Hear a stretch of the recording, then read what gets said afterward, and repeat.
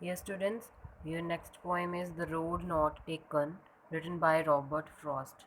ਬਹੁਤ ਹੀ ਅੱਛੀ ਪੋਇਮ ਹੈ ਇਹ, ਇਹਦੇ ਵਿੱਚ ਬਹੁਤ ਵਧੀਆ ਮੈਸੇਜ ਮਿਲਦਾ ਆਪਾਂ ਨੂੰ। ਸਿੰਪਲ ਪੋਇਮ ਹੈ ਵਿਦ ਅ ਬਿਊਟੀਫੁਲ ਮੀਨਿੰਗ।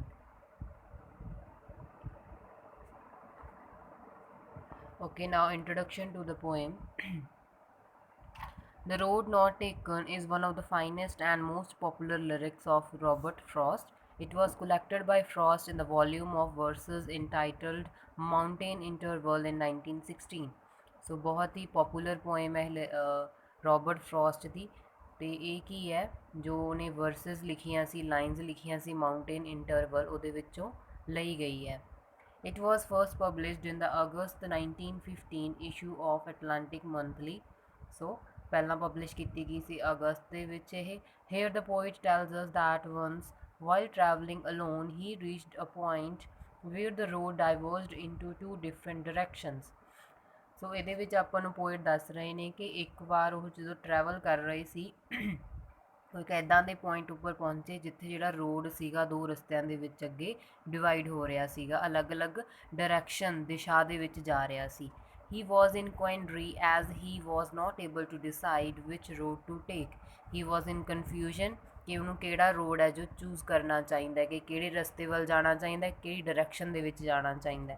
ਇਹ Ultimately, he decided to move ahead on the road which was less traveled. So finally he decided ਜਿਹੜਾ ਘੱਟ ਟਰੈਵਲ ਕੀਤਾ ਹੋਇਆ ਸੀਗਾ ਰੋਡ, ਉਹ ਜਿਹੜਾ ਪੋਇਟ ਹੈ ਉਸ ਰੋਡ ਉੱਪਰ ਚੱਲਣਾ ਸ਼ੁਰੂ ਕਰਦਾ ਜਾਂ ਉਹ ਚੂਜ਼ ਕਰਦਾ ਉਹ। And this choice made all the difference. ਤੇ ਜਿਹੜਾ ਇਹਨੇ ਇਹ ਵਾਲੀ ਚੋਇਸ ਲਈ ਸੀਗੀ, ਜਿਹੜਾ ਘੱਟ ਟਰੈਵਲ ਕੀਤਾ ਹੋਇਆ ਰੋਡ ਪੋਇਟ ਨੇ ਚੂਜ਼ ਕੀਤਾ ਸੀਗਾ, ਉਸ ਦੇ ਨਾਲ ਕਾਫੀ ਡਿਫਰੈਂਸ ਆਇਆ ਉਸ ਦੀ ਲਾਈਫ ਦੇ ਵਿੱਚ। ਠੀਕ ਹੈ ਜੀ। So that difference can be positive, that difference can also B negative. ਇਹ ਪੋਇਟ ਨੂੰ ਹੀ ਪਤਾ ਹੈ ਉਹ ਕਿਸ ਸੈਂਸ ਦੇ ਵਿੱਚ ਬੋਲ ਰਹੇ ਆ। ਡਿਫਰੈਂਸ ਤੇ ਆਉਂਦਾ ਹੀ ਹੈ, ਆਪਾਂ ਕੋਈ ਵੀ ਚੋਇਸ ਲਈਏ ਆਪਣੀ ਲਾਈਫ ਦੇ ਵਿੱਚ ਉਸ ਦੇ ਅਕੋਰਡਿੰਗ ਹੀ ਅੱਗੇ ਜਾ ਕੇ ਆਪਣੀ ਸਾਰਾ ਕੁਝ ਹੁੰਦਾ ਹੈ। ਠੀਕ ਹੈ। ਸੋ ਬਹੁਤ ਹੀ ਇੰਪੋਰਟੈਂਟ ਮੈਸੇਜ ਦਿੰਦੀ ਹੈ ਇਹ ਪੋਇਮ ਚੋਇਸਿਸ ਦੇ ਬਾਰੇ, ਕਿ ਆਪਾਂ ਨੂੰ ਬਹੁਤ ਸੋਚ ਸਮਝ ਕੇ ਕੀ ਹੈ ਚੂਜ਼ ਕਰਨਾ ਚਾਹੀਦਾ, ਕਿਉਂਕਿ ਸਾਰੀ ਜਿਹੜੀ ਲਾਈਫ ਹੈ ਤੋਂ ਬਾਅਦ ਉਸ 'ਤੇ ਡਿਪੈਂਡ ਕਰਦੀ, ਉਸ ਦੇ ਅਕੋਰਡਿੰਗ ਹੀ ਚੇਂਜਸ ਆਉਂਦੇ ਆ। ਠੀਕ ਹੈ ਜੀ।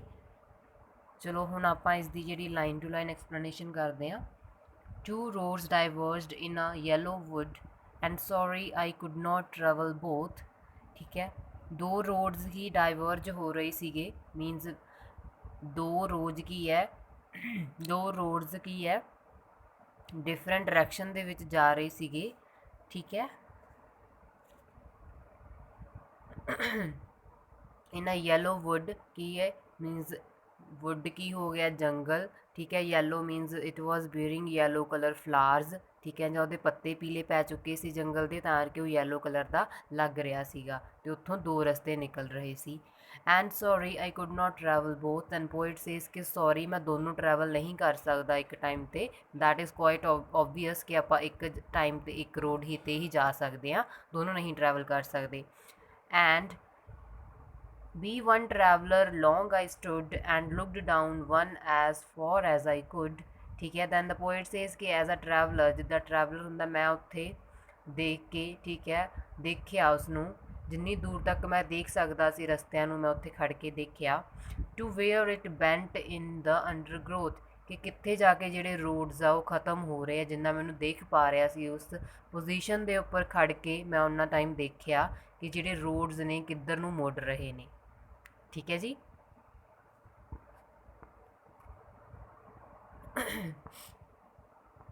then took the other as just as fair and having perhaps the better claim. then poet says ਕਿ ਮੈਂ ਜਿਹੜਾ ਸੀਗਾ ਦੂਸਰਾ ਰਸਤਾ ਚੂਜ਼ ਕੀਤਾ ਕਿਉਂਕਿ ਮੈਨੂੰ ਫੇਅਰ ਲੱਗ ਰਿਹਾ ਸੀ, ਸਹੀ ਲੱਗ ਰਿਹਾ ਸੀ ਉਹ ਰਸਤਾ। and having perhaps the better claim because it was grassy and wanted wear. ਕਿਉਂ ਚੂਜ਼ ਕੀਤਾ ਪੋਇਟ ਨੇ, ਕਹਿੰਦਾ ਉਹ ਕੀ ਗ੍ਰਾਸੀ ਸੀਗਾ ਰੋਡ, ਜਿਹੜਾ ਦੂਸਰਾ ਰੋਡ ਉਸਨੇ ਚੂਜ਼ ਕੀਤਾ। ਠੀਕ ਹੈ। ਐਂਡ ਵਾਂਟਡ ਵੀਅਰ, ਕਿ ਉਹ ਘੱਟ ਚੱਲਿਆ ਹੋਇਆ ਰਸਤਾ ਸੀ। ਵੀਅਰ ਮੀਨਸ ਉਸਨੂੰ ਲੋੜ ਸੀਗੀ, ਜ਼ਰੂਰਤ ਸੀ ਕਿ ਉਸਦੇ ਉੱਪਰ ਚਹਿਲ ਪਹਿਲ ਹੋਵੇ। ਠੀਕ ਹੈ। ਇਹ ਘੱਟ ਚੱਲਿਆ ਹੋਇਆ ਰਸਤਾ ਸੀਗਾ ਉਹ। ਠੀਕ ਹੈ।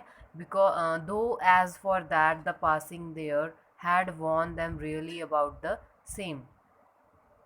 ਕਹਿੰਦਾ ਭਾਵੇਂ ਦੋਨੋਂ ਜਿਹੜੇ ਰਸਤੇ ਹੋਏ ਸੀਗੇ ਬਾਅਦ ਵਿੱਚ ਲੱਗਦਾ ਪਤਾ ਕਿ ਜਿਹੜੇ ਦੋਨੋਂ ਰਸਤੇ ਸੀਗੇ ਉਹ ਦੋਨੋਂ ਮੀਨਸ ਜਦੋਂ ਉਹਨੇ ਉਸ 'ਤੇ ਟਰੈਵਲ ਕਰਨਾ ਸ਼ੁਰੂ ਕੀਤਾ ਬਾਅਦ ਵਿੱਚ ਪੋਇਟ ਨੂੰ ਰਿਅਲਾਈਜ਼ ਹੋਇਆ ਹੋਣਾ ਕਿ ਦੋਨੋਂ ਜਿਹੜੇ ਰਸਤੇ ਹੈ ਇੱਕੋ ਜਿਹੇ ਹੀ ਚੱਲੇ ਹੋਏ ਸੀਗੇ, ਟਰੈਵਲ ਕੀਤੇ ਹੋਏ ਸੀਗੇ। ਪਹਿਲਾਂ ਸਟਾਰਟਿੰਗ ਦੇ ਵਿੱਚ ਪੋਇਟ ਨੂੰ ਲੱਗਿਆ ਸੀ ਕਿ ਜਿਹੜਾ ਘੱਟ ਟਰੈਵਲ ਕੀਤਾ ਹੋਇਆ ਰੋਡ ਹੈ ਇਹ ਵਾਲਾ ਘੱਟ ਟਰੈਵਲ ਕੀਤਾ ਹੋਇਆ ਲੱਗ ਰਿਹਾ, ਸੋ ਮੈਂ ਇਸ 'ਤੇ ਚਲਾ ਜਾਂਦਾ। ਠੀਕ ਹੈ, ਬਾਅਦ ਵਿੱਚ ਹੀ ਰਿਅਲਾਈਜ਼ਡ ਕਿ ਦੋਨੋਂ ਹੀ ਉਹਨੇ ਟਰੈਵਲ ਕੀਤੇ ਹੋਏ ਸੀ। And both that morning equally lay in leaves no step had trodden black ਕਿ ਮਾਰਨਿੰਗ ਦੇ ਵਿੱਚ ਇਕੁਅਲੀ ਲੱਗ ਰਹੇ ਸੀਗੇ ਰੋਡਸ। ਠੀਕ ਹੈ, ਜਿਹੜੇ ਲੀਵਸ ਸੀਗੇ ਉਹਨਾਂ ਦੇ ਉੱਪਰ ਕਿ ਕਿਸੇ ਵੀ ਜਦੋਂ ਆਪਾਂ ਚੱਲਦੇ ਹਾਂ ਪੱਤਿਆਂ ਦੇ ਉੱਪਰ ਹੈ ਨਾ ਆਪਣੇ ਪੈਰਾਂ ਦੇ ਨਿਸ਼ਾਨ ਪੈ ਜਾਂਦੇ ਆ, ਜਾਂ ਜਿਹੜੇ ਲੀਵਸ ਹੁੰਦੇ ਆ ਉਹ ਥੋੜ੍ਹੇ ਜਿਹੇ ਮਿੱਧੇ ਜਾਂਦੇ ਆ। ਠੀਕ ਹੈ, ਕਿ ਮੀਨਸ ਉਹ ਕੀ ਹੈ, ਉਹ ਬਲੈਕ ਨਹੀਂ ਹੋਏ ਸੀਗੇ ਜਿਹੜੇ ਲੀਵਸ ਸੀਗੇ। ਉਹ I kept the first for another day then the poet says ਕਿ ਜਿਹੜਾ ਮੈਂ ਫਰਸਟ ਰੋਡ ਸੀਗਾ ਜਿਹਨੂੰ ਮੈਂ ਛੱਡ ਕੇ ਦੂਸਰਾ ਚੂਜ਼ ਕੀਤਾ ਸੀਗਾ ਉਹ ਮੈਂ ਕਿਸੇ ਹੋਰ ਦਿਨ ਲਈ ਰੱਖਤਾ ਕਿ ਫਿਰ ਕਦੇ ਅਗਰ ਚਾਂਸ ਮਿਲਿਆ ਇਸ ਰਸਤੇ 'ਤੇ ਆਉਣ ਦਾ ਤਾਂ ਮੈਂ ਉਦੋਂ ਉਹ ਰਸਤੇ 'ਤੇ ਚੱਲਾਂਗਾ। Yet knowing how way leads on to way, I doubted if I should ever come back. ठीक है, then firstly poet says कि मैं दूसरा ਰਸਤਾ ਛੱਡਦਾ ਕਿ ਫਿਰ ਕਦੇ ਇੱਥੇ ਆਇਆ ਤਾਂ ਉਦੋਂ ਚੱਲਾਂਗਾ।